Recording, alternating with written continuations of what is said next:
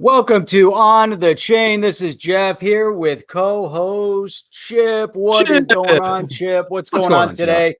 Man, good things happening. Good things abound. Today, SEC v. Ripple. Did you know that XRP is the key to all regulatory clarity? It all starts right there.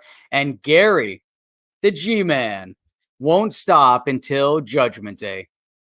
Yeah. Well, we're going to see how that's going to turn out. It's not going to turn out so well for the SEC. So, you ready to kick this off, Jeff?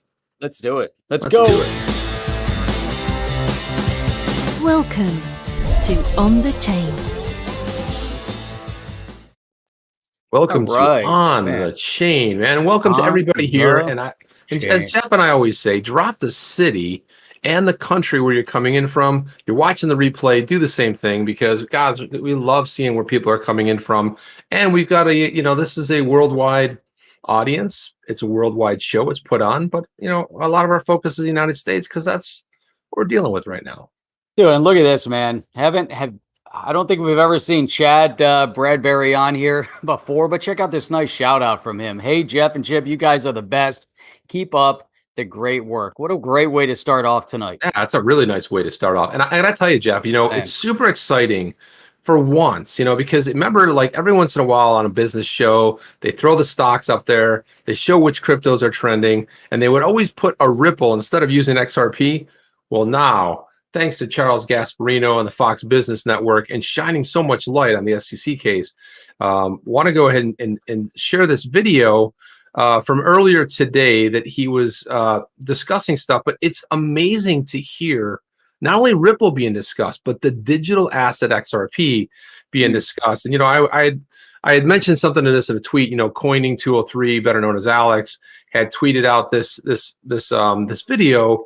And I had commented on it. Wow, this is great that because he referenced Hester Pierce's, the safe harbor. And then Lionel came in, Lionel, ex-banker Lionel came in and said, well, he's not digging up anything new. I'm like, yeah, but this is a business show that reaches a very big audience where most people don't know what Ripple or XRP is. We know, yeah, of course we know. We're in the know, we're researchers, we know what's happening. But XRP, full stop. Full stop. That's going to be the new mantra, just like that, right? Hey, quick shout out to Sooner and SWFL's 7-year-old son, daughter. Yeah, big shout out. So, man, tuning in all the way from Naples, Florida. Check that out. All right. So what I want to do is let me make this full screen. And Jeff, let me know if for some reason you can't hear it, but let's go here. Hang on, I haven't started yet. At least today. And I think the problem with that is what's going on at the SEC. What we have right now is regulation by enforcement. Listen, Liz, I remember the beginning of the internet. Obviously, the internet was fits and starts, and there was a bubble that burst. People lost a lot of money, but it created, because the government kind of let it happen, without, just cracking down on every innovation. And this Coinbase innovation is pretty interesting. If you saw their product, what Ripple does is pretty innovative. Cross-border transactions using XRP as the currency that you can do that with. I mean, it's all pretty seamless. And it's Jeff, I mean, just that alone, like just hearing that on a business show, him talking about getting it right about the cross-border payments. What do you think about, like, is this crazy hearing this on like a national business show? Well, we always talk about that, mainstream adoption, and it's happening. Ripple is fighting in a big space. This SEC case, you gotta make lemonade out of the lemons, Chip. I mean, you could look at the SEC v. Ripple case. Oh, they're beating up on Ripple. Oh, they all liked Ethereum, and why do they keep beating up on Ripple and XRP and all that? But you know what? It brings it to the forefront. Some have said it doesn't matter if you get positive media or negative media. The key is that you're getting free media, and right now, they've been getting a lot of free publicity. But you get a guy like this over here on Fox Business talking about what Ripple is doing. And he's saying that, look at the source. SEC v. Ripple case could establish a limit on the SEC's future involvement in crypto regulation. It didn't say it's opening up the doors to more SEC, it's going to establish a limit. This is big news. I think this is bigger news than than any Twitter rant that we've seen Yeah. lately. This is massive news. This is really big. It is. So let's listen to the rest of it. Right. I'm just amazed to hear, just them talking about the digital asset XRP on a business show. It's amazing. It's advancing this technology known as the blockchain, which is, in my view, bigger than the notion of a cryptocurrency. That's just the sort of juice that flows through the blockchain. But back in the internet days, the SEC under Arthur Levitt back then, the Clinton administration, Congress, it was kind of, they let that internet thing, even though it was used for some nefarious reasons, as you know, the internet's used for nefarious reasons, it let it grow, prosper, become something that it is today. I mean, XRP, though, specifically was the first to get targeted by the SEC. Well, here's the problem, Liz. I'm just making the point is it's a contrast in what's going on now. The SEC is now literally enforcing and trust, in a sense, it looks like it's making stuff up as it goes along. Now, obviously, I would love to have Gary Gensler provide his side of the story. But it's making stuff up as it goes along. And then he throws that little dig in there. We'd like to have Gary Gensler on here to tell his side of the story. We know Gary's side of the story. Cop on the beat, wanting to crush skulls. Yeah. Exactly. You know what, Gasparino, he's hidden out of the park. He said he's been around since the beginning of the internet. And the thing is, bringing up what happened during the 90s, and imagine if, the government would have taken an aggressive approach against the internet back in its heyday and said, you know what, guys, we're going to regulate you to the point where we're going to crush all positive innovation in the space. Where would we be today? We'd still be using PDAs. If you guys know, if anyone out there knows what that is, we'd be using the Palm 20 at this point. And I think, to his point, it's really, everything is spot on. I like how he's bringing out Ripple and XRP, to light with this conversation. He's 100% spot on. Look at this one. XRP Speedboat, Gasparino, smooth as an Italian wine, shy yet bold. That's a really nice comment right there. That's a really good comment, XRP Speedboat. Look at this, Bosbay. This is better news than the actual news. See that? Yeah, it really is. And again, this was an exciting interview, and I want to thank Alex Coining 203 for bringing it to my attention. So he put out I just wanted to play it in succession because I know he had to break it up for Twitter, and I was going to originally play that, but then we found the original video. But thanks for that, Alex. But look at it this way: Ethereum, the SEC is saying that XRP is a security, and they dinged Ripple, which created the XRP, because they say XRP is used as a way for Ripple to build out its technology platform, that cross-border transaction platform. Okay, Ethereum, which is the blockchain of the Ether, was able to build out the Ethereum blockchain with Ether back in the day.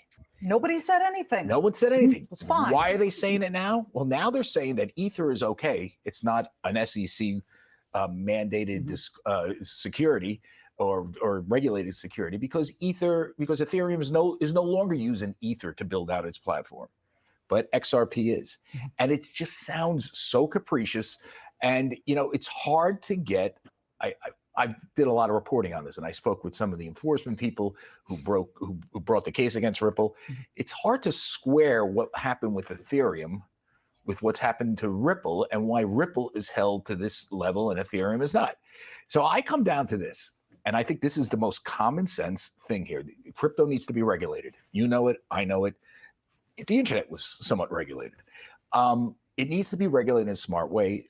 Hester Pierce, the crypto mom, she's known because she's an advocate of the industry, says, let's have a safe harbor timeout and just kind of put our heads together and figure out a way to do this so we don't stifle innovation. You don't want to suffocate something. By the same token, it's all fun and games till somebody loses an eye or a huge amount of.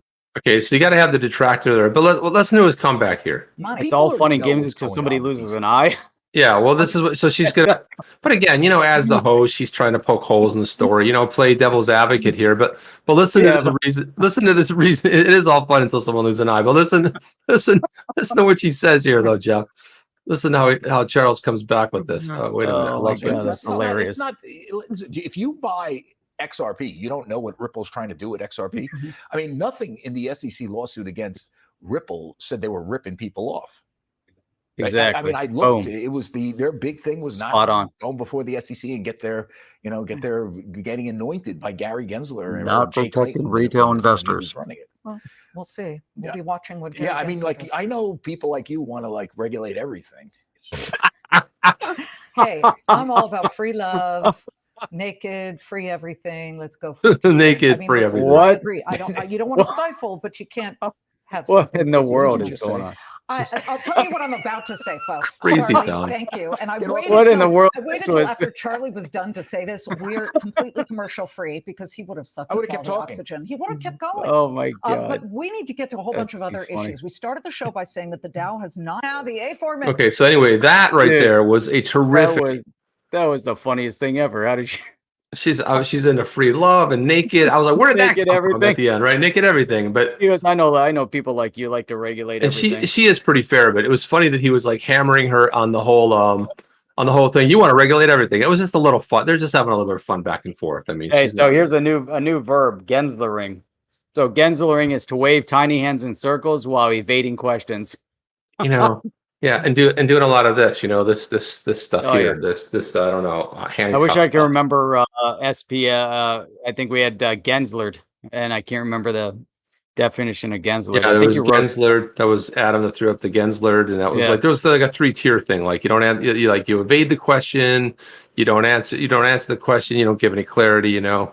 Gensler would have insisted putting limits on telephones by claiming private communication might cause illegal trade deals. If Gensler was in charge of cell phones, we'd all be carrying these around in our pockets. We'd be like, "Oh, hey, Chip, I'm gonna call you over here. I'm carrying this thing around with Jim me." D, see, this is what I love about our audience. They're the smartest people out there. That's a beautiful comment right there. You're right. He would have been against the telephone. It's like we can't have private conversations. What are we talking about with these private conversations, Jeff? Oh God, it's just some funny stuff, man. Yeah. So the other thing that was the best one ever. Well, the other thing that's going off too is like everyone's like, oh, XRP is crashing and it's doing this, it's doing that. Look, to be honest with you, I'm fine with it because you know what? I like to load up on my bags. You know what I'm saying? I mean, like I'm okay with it. I thought it's pretty good.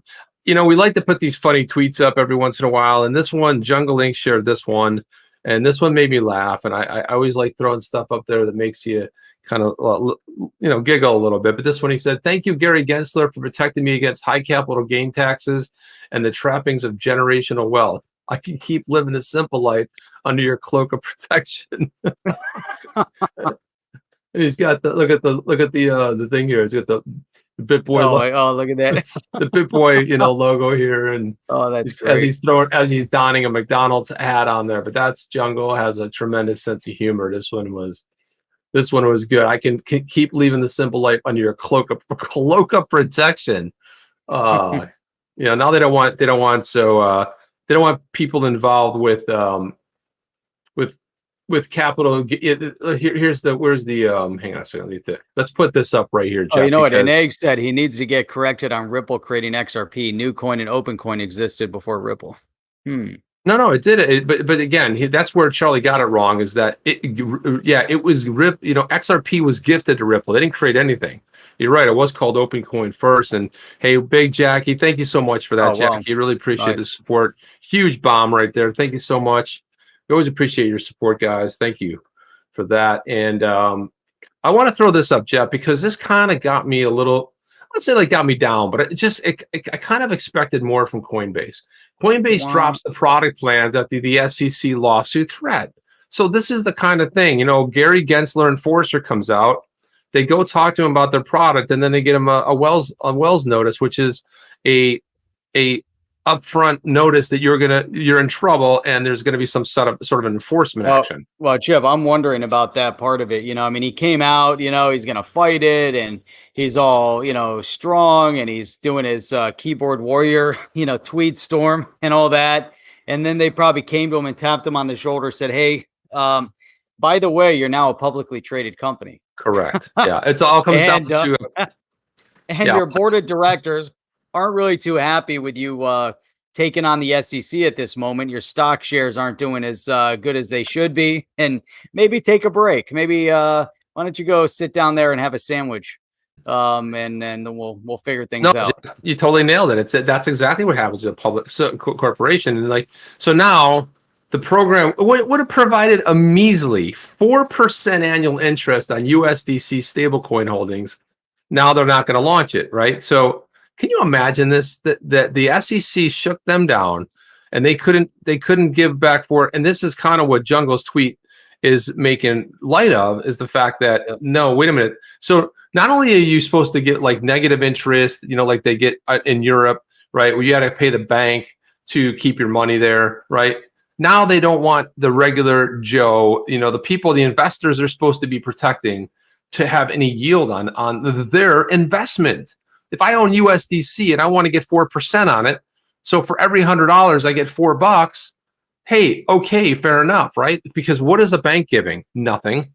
Where do you earn money? And so where does somebody get to advance their investment and earn a yield off it? So now they don't even want normal people, just everyday people living their life, working with their families, doing all the stuff that they do every day, getting up and going to work or working remote or whatever it is.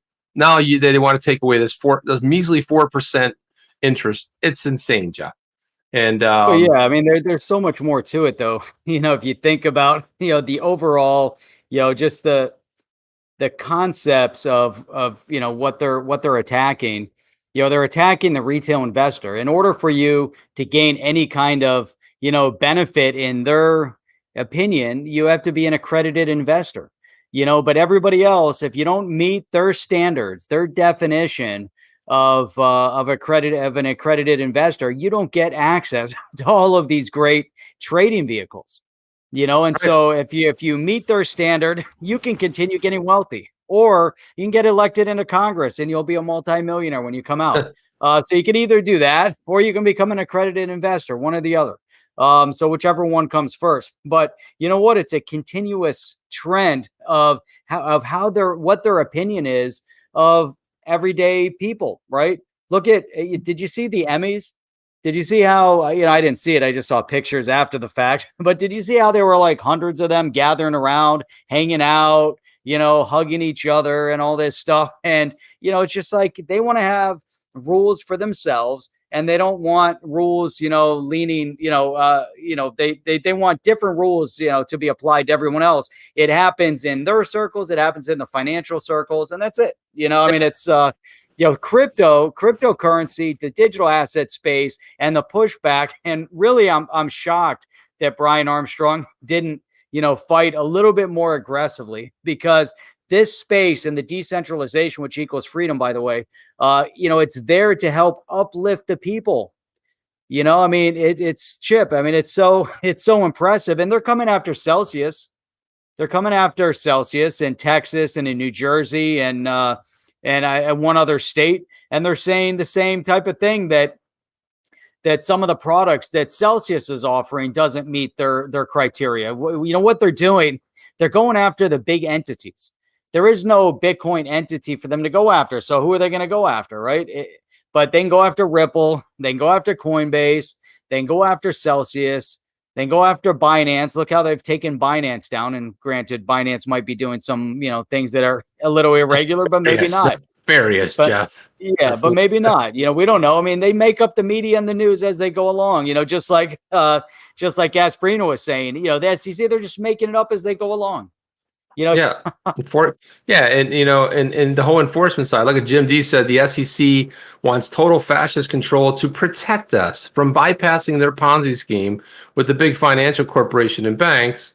Bartering is now legal, and it's kind of spot on. I mean, the whole idea of the SEC is I don't think should be regulating crypto at all, because it's not a security, so they shouldn't have anything to do with it. And if hopefully it comes down to this, but look at this. They canceled plans to launch Lend, the product designed to deliver high interest. Well, let's not get crazy, okay? 4%, not really high interest, okay? It's a low interest.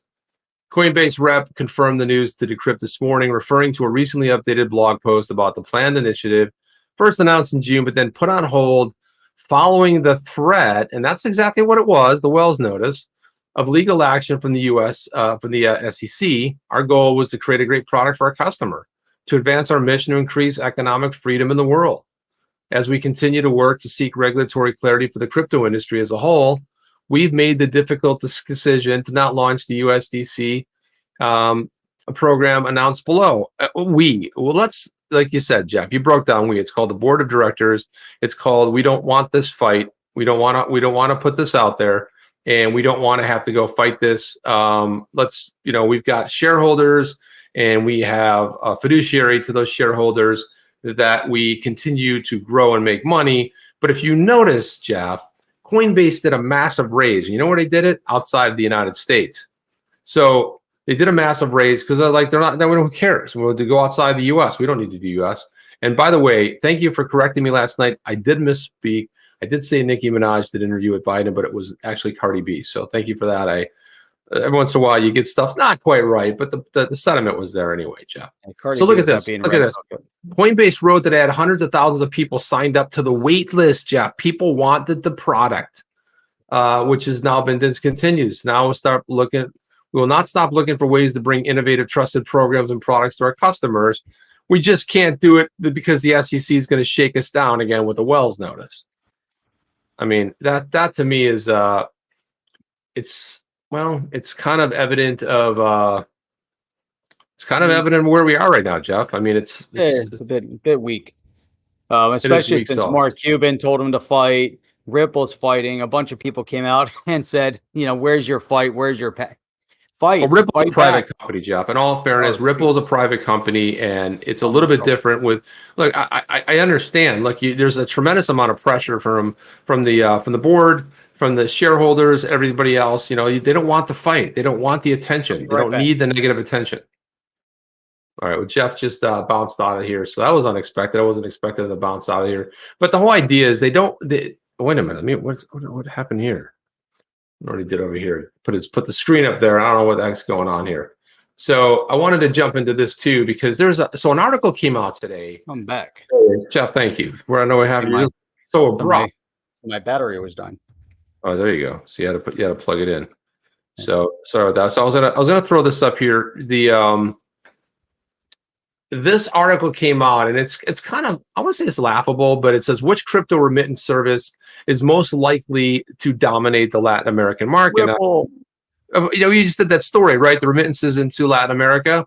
But here we go. So Sahana Venugopal, she wrote this article, and she, talked about the hatred for remittance fees unites every level of society. Even El Salvador's president, Nayib Bukele, took a dig at Western Union and other intermediaries with the run-up to the country's Bitcoin adoption day.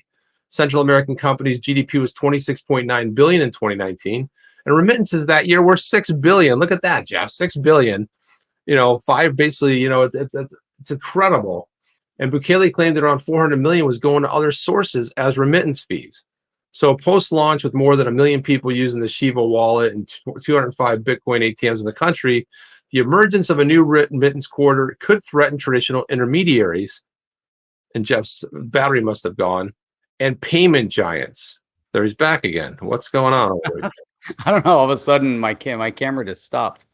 Man, you're having all kinds of issues. Usually it's me. It says, so Michael Saylor said my interview with Emily Chang on Bloomberg tonight covered MSTR tripling down on Bitcoin, as well as my thoughts, which is his company, and the significance of El Salvador and the role of Bitcoin as institutional grade digital asset.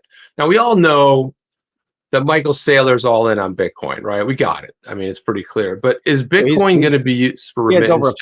He has over $5 billion in Bitcoin. That's insane to me. But okay, fair enough. Look at him. Look at that smile, that toothy grin right there. Hell, he should be smiling.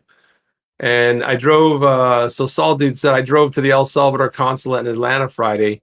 The Chivo ATM was alive and well, and citizens can remit dollars in their pockets home to El Salvador for free Load up the, at the speed Bitcoin of light. The speed of light, Jeff? They're doing good. The speed of light. The speed Bitcoin, of light, Jeff? and the cost of gas in California. Yeah. So, by the way, let's see. Remittances to and from family and friends overseas cited a reason to invest in digital money systems by 1 in 5 Latin Americans. So they kind of go on here. They talk about this: the Lightning Network versus Dash versus Ripple. Now, Dash, I didn't expect, honestly, Jeff, to be mentioned in this article, But the question arises, which crypto remittance service is most likely to dominate the Latin American market? The Lightning Network's penetration is growing by the day. The Lightning Network is a total sham. It's a The Lightning peer-to-peer. Network, it's blowing up. Everybody wants a Lightning Network. It's just The it's Lightning everywhere. Network Lightning is Network. The Lightning Network is the place to be. Yeah, it was apparently okay. So at press time, there were 26,000 nodes, and the median base fee was 1 Satoshi. The digital payments network Flex also added support for Bitcoin owners and those using Lightning-based wallets like Strike and Shivo. I mean, quite honestly, because you're going peer-to-peer on that one on the Lightning-based, could be considered maybe a security, Jeff, if possible. And Altcoin Dash also had strong presence in Latin America, according to the report. Yeah, what happened to Ripple? Apart from these two options, Ripple too expressed interest in reaching the Latin American market. What do you mean interest? They basically dominate there right now. This is how shoddy this reporting is. Through Paydeck. Yeah. I mean, Paydeck was the latest one, but there's other remittance in there as well. Thinking about the company out of Mexico that escapes me, BitPay or Bit something like that. Through Paydeck, Ripple strengthening its presence in Africa, Latin America to drive innovation in digital remittances in regions where faster payments are crucial to people's livelihoods. And as crypto penetrates the Latin American economy, it seems more that remittance corridors could open up and bring diverse use cases. But I just don't see Lightning Network that being a true remittance platform. So anyway, she gives it a good go. Good attempt. It was a good attempt. I mean, it kind of missed on some levels. I always feel weird to be honest. Hey, Crypto Fitter just stuck in the back room. It's almost 8:30. What's up with that? That's all right. And 30 minutes late, sneaking around. Look at this. Look at JV says 200 plus people, 60 likes. Hit that thumbs up.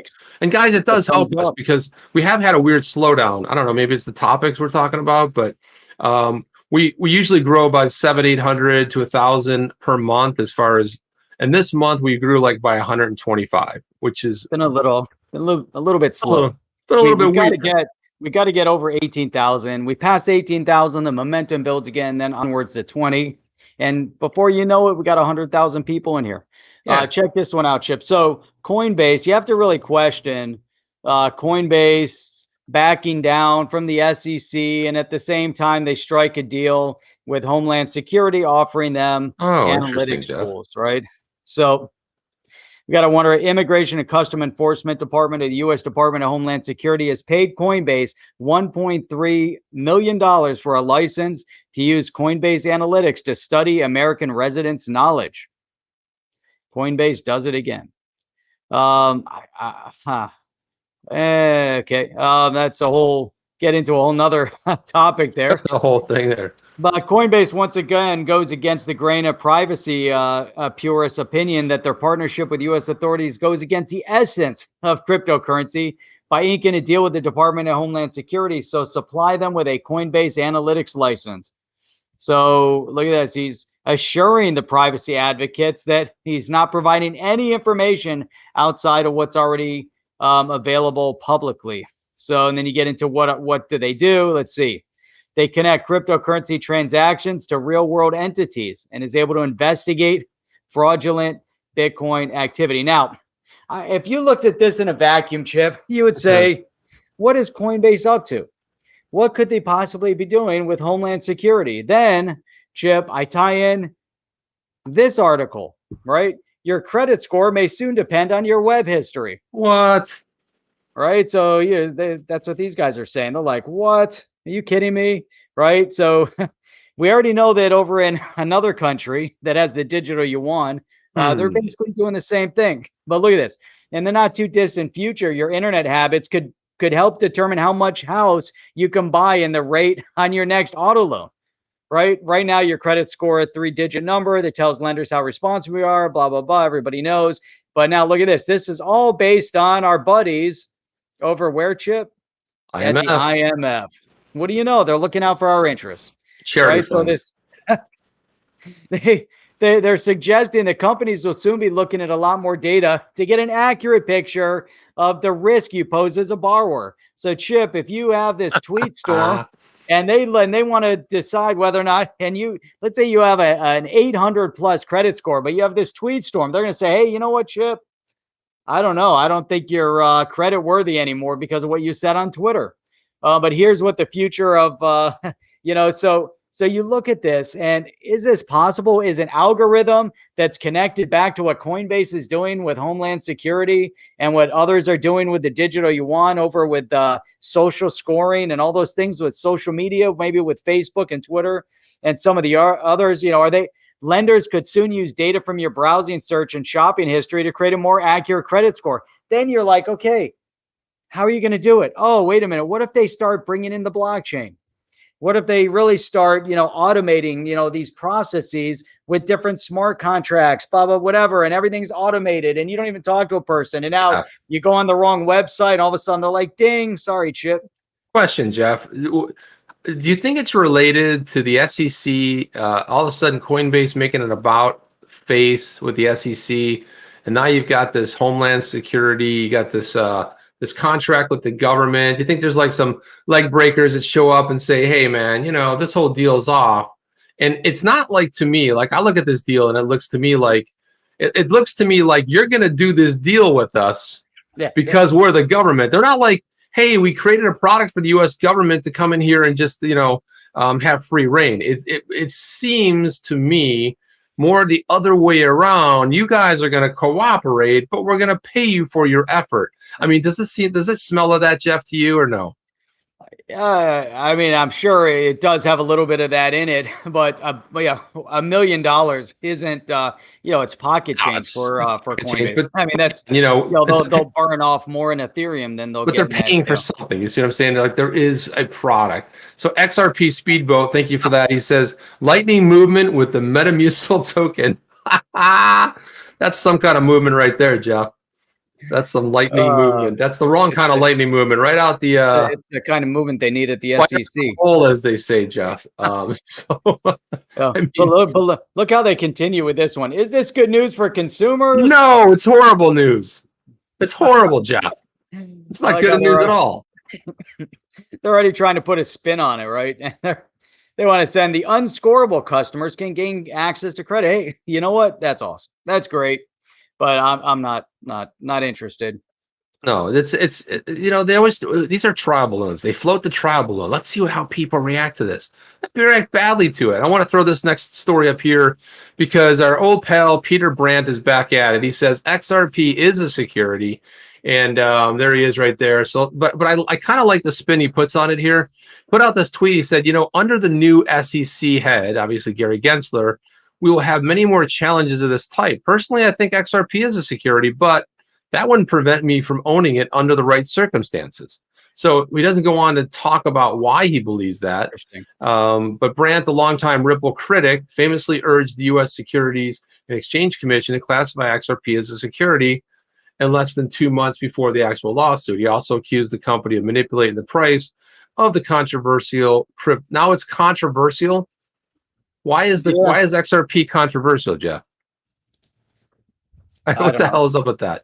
The SEC alleges that Ripple was able to net $1.38 billion through illegal XRP sales and proceeds for funding its business. But don't worry, because the Ethereum Foundation, they did a token sale lasted a little over a year from 2014 to 2015, and they had some big time investors that had rubbing their noses around there and basically funded the company. But that's okay, Jeff. That's in the past, apparently. It doesn't really matter much there, but I like Peter Brandt. He's like, under the right. I mean, I guess he's open to owning securities, but it's kind of a sad thing. It's interesting. He's been there, done that. Man, I'm looking at these charts over here, right? Man, look at that. Shiba Inu's down to 60666. That's interesting. But I'm looking at all this red, and I started the morning listening to Tom Nash talk about what is it, Everguard over in China that's blowing up. That's melting down right now, and he gave us analysis of how China is going to try to save face and try to bail some of it out so it doesn't implode, and it can have a very detrimental impact on what China's doing right now. It could have a devastating impact on their economy, short term, maybe midterm, if it goes through. And so we'll see how everything unfolds. But I didn't really, I can tell you up until this moment, I haven't even looked at the crypto market, and it's just bleeding red all over the place. Someone said 88 cents over on XRP, and I'm looking over here. I said, is that real? I look at XRP right now. It's sitting there at 88 cents. Well, funny enough, Jeff. Now, so I did see an article earlier today, and I don't quote me on this, but the Clinton Foundation apparently is over there looking to grab some of those potential assets that go belly up. And there's I think it might have been Goldman Sachs or one of these other big banks, right? So, you know, it's all starting to look like kind of a little bit of a setup. And I also saw, who's the Tron guy? The Justin Sun. He said, "Don't worry, I'm buying the dip, and I'm going to buy the assets left. What's it called? Evergrade, whatever it is." He says, "I'm getting ready to buy up some of the assets." So it looks like they're having a fire sale. I don't know if you saw that demolition video. I actually thought it was a joke. I thought it was some really good CGI, but apparently there were like 9 buildings. Again, owned by the same corporation that they brought down because they had been up for years, and there was no takers to move into these things. No, it's crazy. They say they have parking structures, they have retail, they have buildings, they have stuff all over the place that are just sitting vacant, and they can't even sell them. So what they're trying to do is offload some of the real estate to where they owe people money, and they're trying to give them real estate that nobody wants to buy. So the question is if they're going to, so it's having an impact right now across the board, right? Which is interesting. So it's having an impact, right now in the digital asset space, supposedly. I don't know if that's the impetus, but man, holy cow. Everything is red. Everything's down, major down over the past 7 days. Yeah, there's a little bit of a dip going on right now. I mean, for sure, for absolute sure, but I want to throw this up here. This was an article that I found out there. It's I think it's the Turkish press, but it's interesting the way they're sort of covering this. Ripple XRP case could affect all cryptocurrencies. Double standard claims. Now it is translated, so the language might be a little bit off. It's a Google Translate type of thing. But I wanted to. It's nice because they start talking about Gasparino at the Fox News Network and the Ripple case. They talk about the milestones, the SEC accusing Ripple Labs. But I wanted to get down to this part here, the double standard, where XRP investors describe this situation as a double standard. Moreover, Ripple Labs lawyers also made serious defenses in this direction. Ripple supporters want I should start up here, actually. Ethereum started an ICO process in 2014. They sold ETH to the cryptocurrency community to free to date. Moreover, proceeds from this were spent on the development of each Ethereum sold at 0.30 cents, which was more than the $3,000 today. So they're talking about this whole double standard, right? The whole idea of Ethereum. And I don't know why he keeps doing that, Jeff, but 30 cents in 2014. Well, yeah, and I think it originally ramped up to like 90 cents. But it says, so there's our buddy James Filan. He gets his picture in here, so which is kind of cool. Ripple official Chris Larson is persistently requesting the information regarding the SEC's implementation of the Howey test with the sale of XRP over the past 8 years. However, the SEC doesn't give a full answer on the matter. Why? Because they don't know. Ripple Labs attorney James, well, he's not a Ripple attorney, but anyway, James Filan, he is an attorney, believes the institution is actually refusing to comply with core obligations. In this case, according to James Filan, the court must dismiss the case. Of course, the SEC rejects the view, and it's been fulfilled. So again, this is just how attorneys are out of control. The SEC attorneys aren't paying attention to what the judge's demands are. And the judge, it keeps telling them, hey, and it's getting to a point like what James is saying. I mean, are they going to dismiss? Is the case going to be dismissed? What's the outcome? That's what I would like to know. If the case gets dismissed, we're basically almost back to square one. Now, can they come after? They can't really come after Ripple on the same claims again, but maybe they put a different spin on it, and it puts us nowhere. Doesn't help the space, doesn't help the cause, doesn't mean that we have that XRP is not a security. It's just basically we go back into purgatory for a little bit. Yeah, pretty much. Purgatory is a good way to put it, Jeff. So look at this right here. So if you can remember, in Power Oversight, this organization filed a FOIA request, right? And so Empower Oversight files an appeal to SEC waiver denial on the FOIA request related to potential conflicts of interest of former SEC officials. So you see the SEC denied this Freedom of Information Act request. So they tweeted this out, and then they said the SEC's attempt to impose fees would shut down transparency. What is the SEC hiding? Of course, and it's an interesting sort of a view. What are they hiding? And what is the issue with not having some transparency? This is a government organization that serves the people of the United States, and they're not being open and enforcing it.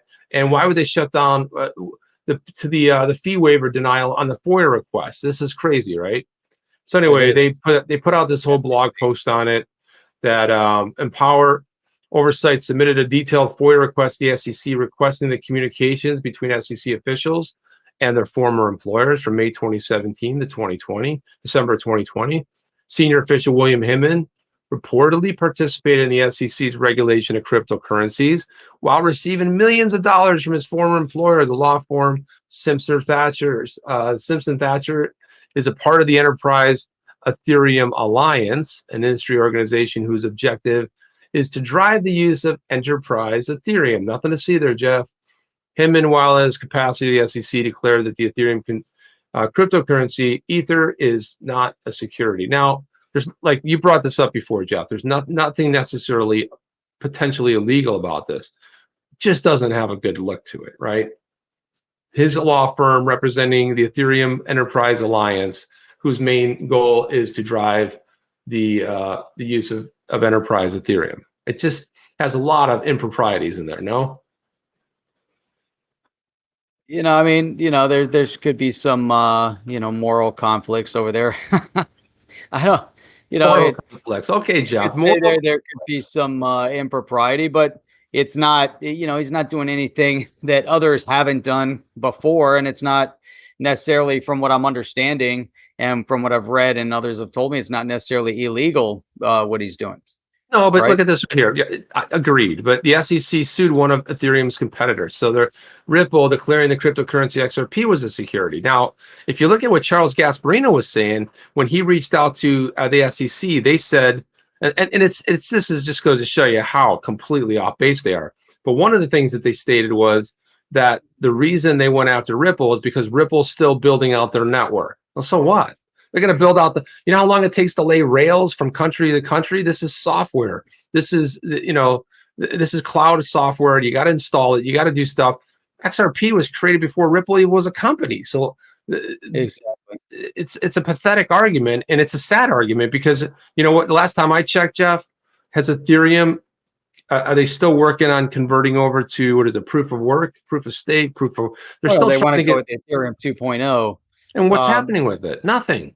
Yeah, I mean, what's crazy about it though is that when they came out, they didn't originally in the case against Ripple come out and say that XRP was a security per se. They said that you were selling an unregistered security. You were selling XRP as an unregistered security. So it wasn't clear. Even, Gary Gensler running around, hey, there's clarity, right? And then it comes out that even in their lawsuit, even in their case against Ripple, there's no clarity in their case. It's like, are you saying that XRP is a security, or are you saying that Ripple was, selling an unregistered security and they were utilizing, they were selling XRP as their unregistered security, although XRP really isn't a unregistered security on it.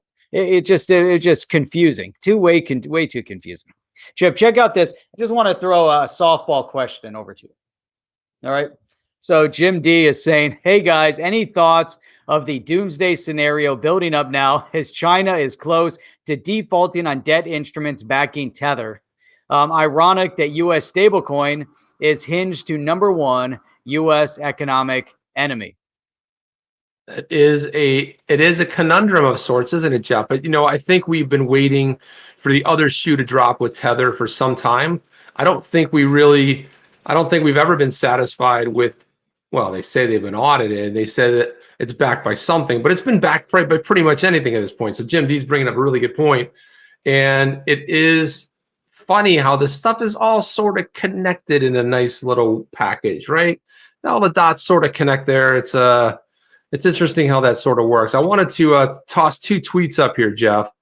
A little grandizing here, but so coining 203, Alex says, well, what if the bad apples at the SEC are the chairman, right?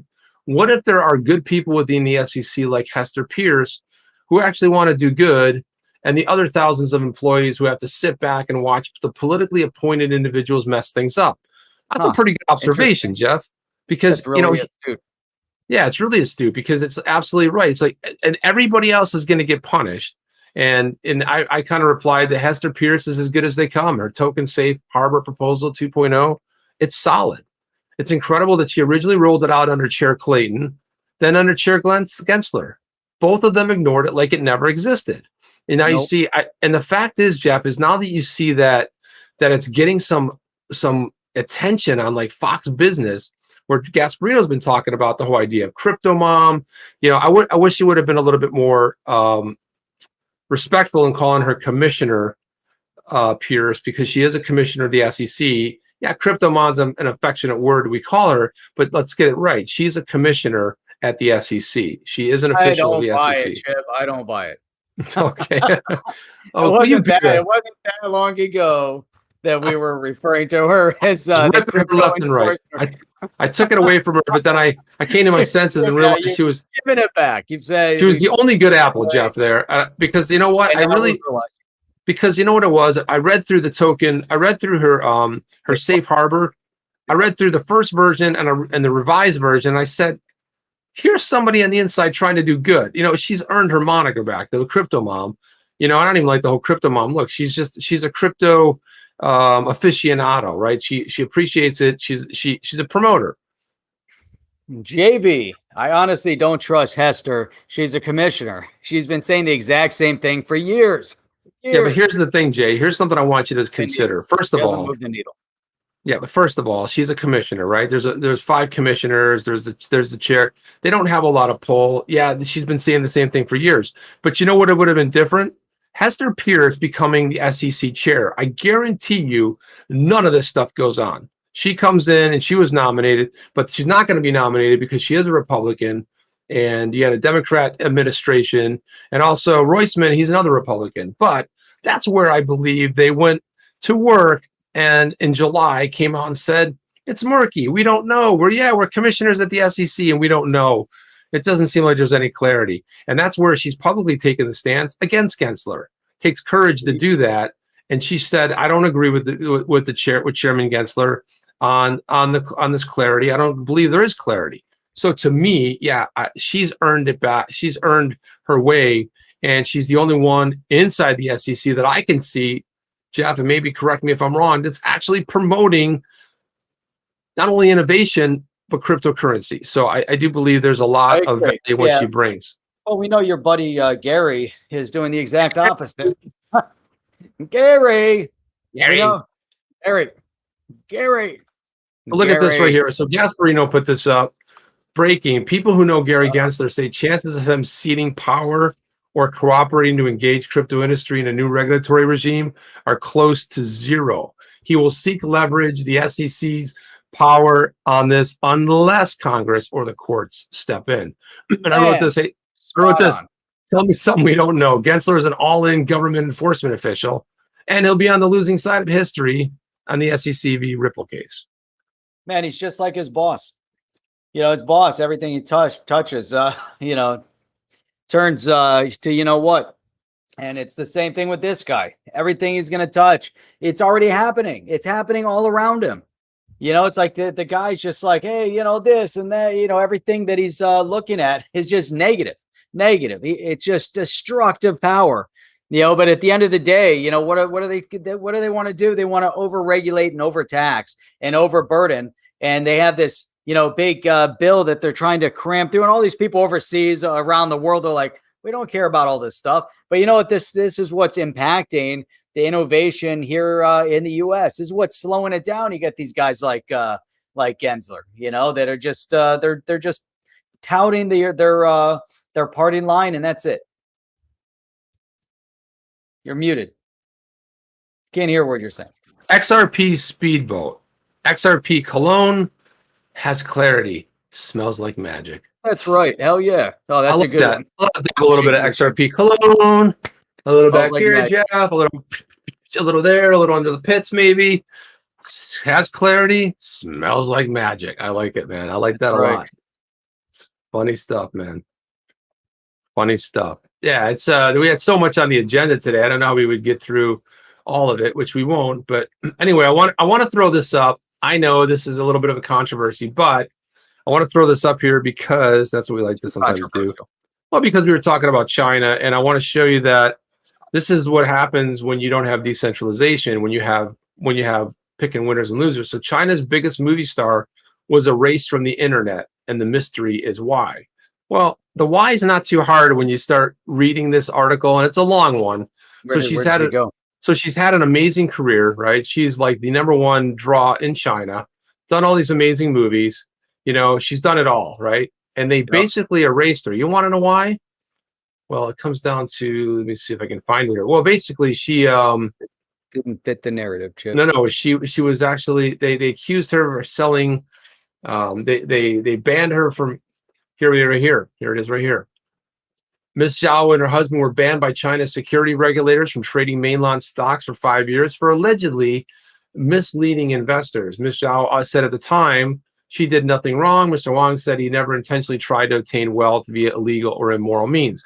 So they got the shakedown, Jeff, and they got banned, and now they've been erased from society. And this is the kind of thing, it's a beautiful article. It's really well written in the Wall Street Journal. But here's the thing: it's like with decentralization, we get freedom, and the big deal is that the governments. I mean, imagine the first, and we talk about the first country like El Salvador to adopt Bitcoin. But imagine, Jeff, the first country that adopts the DAO, which is the decentralized autonomous organization, which would be run by everybody, would have a vote. It would be by the people. It's collectively owned by the people. That would be real governing, and that's governing that didn't exist 100 years ago or 50 years ago, or 75 years ago when the Howey test came out. This is a real, true way to govern for the people, by the people, and decentralization has these elites on the run. They're going to lose in the end because the people aren't taking it anymore. We're done with it, Jeff. We're pretty much over it. And this is what I love. What's coming down the pike. Check this out. Mr. Wright is talking about Mr. Wong. That is so bad. That is so wrong in so many ways. Oh, and now I'm looking at that. So here's her other big crime right here, Jeff. I didn't show you this picture right here. See what she's sitting next to right there? Another erased. Another personality. Erased. Are they in the erased? They're in the erased click over there. Yeah, so Jack Ma, he's also gone. It's like Jack Ma's gone, Zhao Wei's gone. Okay. It's like I know how to take care of them. Look, I think my camera shrunk. What happened here? What happened to your camera? I'm shrinking. Yeah, so it's so Chip, just back up a minute, and then I'm gonna go to your last comment, and then it's but look at this. Still young crypto industry could grow. Whoa. Oh, geez, Chip. I was not. That was a little too harsh for me. That was an extreme zoom. Back off on the nose, Gensler, please. My God. It's not backing off. Holy cow. It's backing off. I think you went into this. Something happened. I don't know. I overdid the zoom. I think. Extreme zoom. It was extreme zoom. Still young crypto industry could go stronger if SEC allows it to thrive. Another one from Gasparino in the New York Post, and that's exactly it. Look at this. Look at those hands right there. Wants to choke. He's getting ready. He's choking the industry. He's to choke the industry. God. That is some good stuff, Jeff. That is some good stuff. So, man, oh man, oh man. Oh, we still got a little bit of time. Look at that. Look at that. So here you go. So you had to bring them up. You had to bring it up. Look at this. Look at these nice door knockers. The red door. The countdown to the world's first major digital currency. So now, the internationalization of the digital yuan, as opposed in kind of in parallel or in a juxtaposition to cryptocurrency and digital assets, decentralization versus centralization. Here they're calling it progress in research and development of ECNY in China, right? And you have the People's Bank of China. So they've rolled this out to multiple major cities. They're planning on dropping it on the 22 Olympics. But, the biggest part of all these initiatives that even touch on what you were talking about with what they're doing with, just everything. But it all goes back to the Belt and Road Initiative. And you guys got to research that and just check out what the Belt and Road Initiative is. But it's not cooperation between these countries. It's one country being the inner link between all these other countries and kind of having a, kind of a pervasive agenda over what's going on, with that Belt and Road Initiative. But that's a topic for another show, Chip. But you do got Alex D Vlogs over here with us. It's the final countdown. You're muted. Chip muted himself again. Sorry, I muted myself. The final countdown. Remember that song, Jeff? In the 80s? Anyway, look at this. I want to throw this video up here. This is Mark Yusko talking about the Evergrande scenario. The equity of Evergrande is worthless, right? It is going to zero. The rumor now is that bondholders are going to get 25 cents on the dollar. Mm-hmm. It's probably what they deserve. And they're going to have to unwind a lot of bad debt, I guess. I mean, it was never good debt to begin with. So to call it bad debt now is kind of funny, right? It was never a good idea. It was always basically handouts to the super rich part of the Politburo, the senators. And now this cycle happens, right? In 2005, this happened. They had to bail out the banks, just like we bailed our banks out in 2009. And I'm not sure it'll go that far this time. It might. Mm-hmm. It might. It's not as dire as it seems, but it's certainly something that could, to your very astute point, have contagion effects.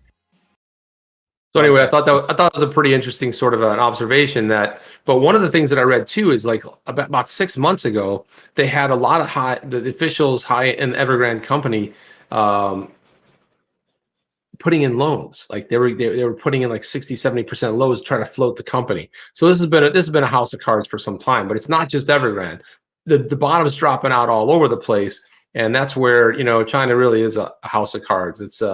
It's propped up, and they're going to default onto this debt. And Yusko's thinking you're going to get 25 cents in the dollar. I don't even know how that's possible. They're totally wiped out. There is no money. How are you going to get 25 cents in the dollar now? Where the real play is going to come in is people coming in and buying the assets. You're going to be like a fire sale, and that's where you might have some of the recovery. Yeah, it'd be interesting right now. I mean, crazy thought. But had Trump been in office right now with China melting down and all this stuff happening with the Evergrande, could you imagine at that point you say, hey, you know what, as your economy's melting down with all that bad debt, hey, all that debt that the U.S. owes China? We're not paying it. Yeah, sorry. Just a little clerical. Just a quick question. We're switching to run off of the Lightning Network over here. We're gonna start exactly. So guys, Bitcoin wallets, everyone. We have a nice crowd here tonight, and if it's your first time here, please like, subscribe, click that notification bell. It certainly does help the show. We always say the best way to help us is to share it with somebody. You subscribe, you share it out there on social media, you tweet it out there, whatever you can do. It always nice way to help the show. But the easiest way is just hit the thumbs up and subscribe. That helps. What happens is YouTube recommends it to more people out there that are like-minded, that are into cryptos, whatever. Now they might not be as smart as you. I think they are, but it's possible. Well, only the smart people come into this. That's true. That's why we grow at a slower rate, because there's only so much intelligentsia out there, Jeff, on the level we're playing at. Jeff, when do we broadcast? We broadcast all the time, Chip. All the time, every day, moment, 24/7. We're broadcasting 6 days a week, right? And I do want, I do. Before you do that, Thursday, Monday through Thursday, 8 p.m. to 9 p.m. Sunday. Yeah, Sunday. And I do want to announce that good news. We have rescheduled the Bad Crypto guys for Thursday night. That's going to be a fun show. I think it's going to be a lot of laughs. I think you guys are going to want to join it. But Joel Comm and Travis Wright, who do the #1 crypto podcast called Bad Crypto, will join us here. Jeff and I were lucky enough to be, before we launched On the Chain, Jeff and I both appeared separately when we used to do it our own respective shows on their 300th episode fan appreciation show. So it's kind of coming full circle, and we get to have the Bad Crypto guys on here, and we'll talk about. By the way, if you guys go to Bad Crypto and just search Bad Crypto, Google Bad Crypto and David Schwartz, they did an outstanding interview because David's fun, he's lively, they have a bunch of laughs, and I learned a lot about David Schwartz that never was revealed in other interviews. So I really highly urge you guys to check that one out. That's a really good listen. So right here, Thursday night, Thursday at 8 p.m. Eastern Standard Time, right here with Bad Crypto. Man, it's going to be awesome. It's going to be outstanding. We're going to laugh our asses off, so we're going to have some fun. It's going to be a lot of fun. So make sure you guys are here. Bring a friend, bring 2 friends. Let's pack the room, get like 1,000 people in here, and it'll be awesome. Sunday through Thursday at 8 p.m. Eastern Standard Time, and every Saturday morning at 8 a.m. Eastern Standard Time. Tonight is Monday. Holy cow. It seems like it's Wednesday or something. But tonight's Monday. Tuesday is tomorrow night. It's another night. And we'll be right back here, Chip, at 8 p.m. Eastern Standard Time, selling some lemonade to the people. Turning lemons and make it into lemonade, Jeff. And then that's all we got, guys. Chip and Jeff, we will see you guys on the next one. We're out.